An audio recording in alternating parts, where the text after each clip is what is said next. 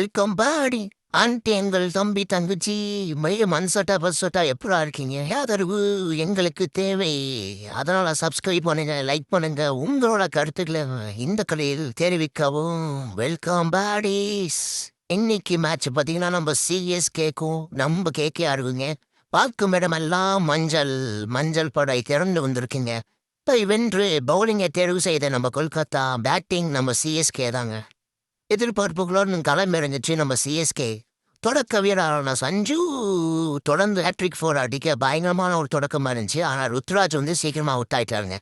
அதுக்கப்புறம் நம்ம ஆயுஷ் மாத்திரை போட்டு சரியான ஒரு சாட்டுங்க.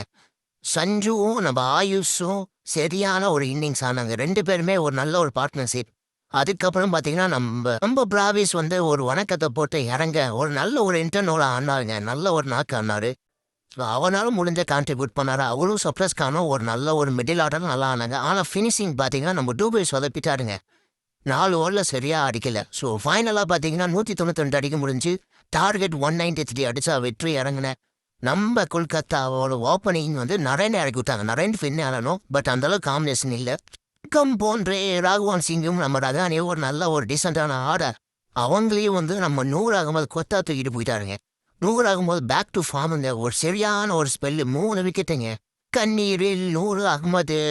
இப்போ பார்த்தீங்கன்னா நம்ம கம்போஸும் ஒரு நல்ல ஒரு பவுல் போட்டாருங்க. அவரும் ஒரு 2 விக்கெட் எடுத்தாரு. இந்த மேட்ச் தொடக்கத்துலேருந்து நம்ம சிஎஸ்கேக்கு மட்டும் தாங்க லக்கு சாதகமாக இருந்துச்சு. எல்லாமே சாதகமாக இருந்துச்சு.